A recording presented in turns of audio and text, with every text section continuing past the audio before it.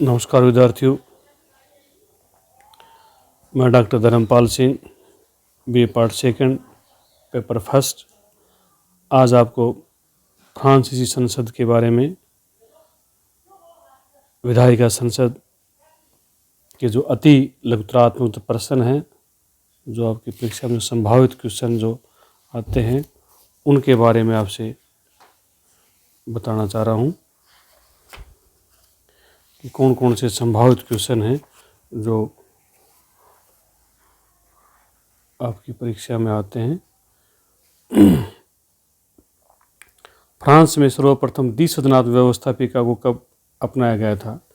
France में सर्वप्रथम 1795 से 1799 के बीच डायरेक्टरी के शासनकाल में द्विसदनात्मक व्यवस्थापिका को अपनाया गया था।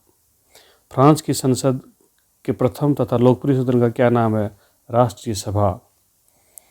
फ्रांस में राष्ट्रीय सभा के सदस्यों के चुनाव हेतु किस पद्धति को अपनाया गया है? फ्रांस में राष्ट्रीय सभा के चुनाव हेतु एकल सदस्य निराक्षेत्र और द्वितीय मतपत्र योजना को अपनाया गया है। राष्ट्रपति राष्ट्रसभा को निर्धारित अवधि से पूर्व किसके परामर्श से भंग कर सकता है?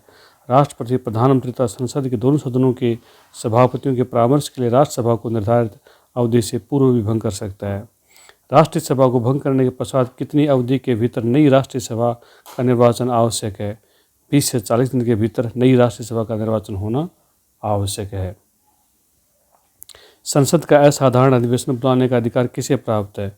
इसका उत्तर है राष्ट्रपति को प्रधानमंत्री या संसद के बहुमत सदस्यों के आग्रह पर संसद का असाधारण विधेयक बुलाने का अधिकार प्राप्त है। फ्रांस की संसद अधिवेशन कब प्रारंभ होता है?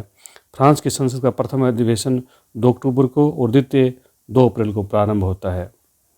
राष्ट्रपति संसद के किस सदन का विघटन कर सकता है? राष्ट्रीय सभा का। पंचम गणतंत्र के संविधान के अनुसार राष्ट्रपति पद की आकस्मिक रिक्ति की स्थिति में अस्थायी रूप से राष्ट्रपति के अधिकारों का प्रयोग कौन करता है? सेनेट का सभापति। सेनेट के सभापति द्वारा संवैधानिक परिषद के कितने सदस्यों को मनोनीत किया जाता है? 3 सदस्यों को। संसद की कानून निर्माण की शक्ति पर कोई 2 महत्वपूर्ण प्रतिबंध लगाइए। जनमत संग्रह तथा कार्यपालिका संकट काल के उन विषयों को कानून निर्माण कर सकती है जो संविधान के द्वारा संसद को सौंपे गए थे। फ्रांस की संसद के कोई 2 महत्वपूर्ण कार्य बताइए। विधि निर्माण संबंधी कार्य तथा संविधान में संशोधन संबंधी कार्य। वित्त विधेयक संसद के किस सदन को प्रस्तुत किया जाता है? राष्ट्रीय सभा में प्रस्तुत किया जाता है। विधि निर्माण के संबंध में अंतिम अधिकार संसद के किस सदन को प्राप्त है? राष्ट्रीय सभा को। फ्रांस की मंत्री परिषद संसद के किस सदन को प्रति उत्तरदायी होती है? राष्ट्रीय सभा। अब है वस्तुनिष्ठ प्रश्न फ्रांस के संविधान के बारे में। वर्तमान समय में फ्रांस की राष्ट्रसभा की सदस्य संख्या कितनी है? 3 स्वतंत्र, 4 स्वतंत्र, 5 स्वतंत्र, 6 स्वतंत्र। तो इसका सही आंसर 5 स्वतंत्र है। फ्रांस में कितने वर्ष की आयु प्राप्त प्रत्येक नागरिक को मताधिकार प्राप्त है? 18, 20, 21, 25। इसका सही आंसर 18 वर्ष। राष्ट्रीय सभा कार्यकाल कितने वर्ष है? 5 वर्ष है। संसद किस सदन को 1 वर्ष में 2 बार भंग नहीं कर सकता? राष्ट्रीय सभा को। संविधान के अनुसार सामान्य संसद के 1 वर्ष में कितने अधिवेशन होते हैं? 2। फ्रांस की संसद के द्वितीय सदन का क्या नाम है? सीनेट। फ्रांस में सीनेट की सदस्य संख्या कितनी निश्चित की गई है? 230। फ्रांस की सीनेट का कार्यकाल कितने वर्ष है? सीनेट एक स्थायी सदन है।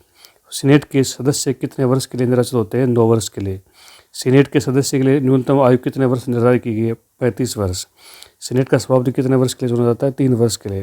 राष्ट्रीय सभा को भंग करने और संकट काल की घोषणा करने के समय राष्ट्रपति किससे परामर्श रहता है? सीनेट के सभापति से, राष्ट्रीय सभा के सभापति से, उपयुक्त दोनों से अपनी सलाह लेता है। फ्रांस में वर्तमान समय संसद स्थायी समिति की संख्या कितनी है? 4, 5, 6, 7। इसकी सदस्य संख्या 6 है। फ्रांस की संसद तदर्थ समिति के सदस्यों की अधिकतम संख्या कितनी हो सकती है? इसका सही आंसर है 90। तो ये था फ्रांस की संसद के बारे में। अगली क्लास में पुनः आपसे रूबरू मुखातिब होंगे। धन्यवाद। जय हिंद, जय भारत।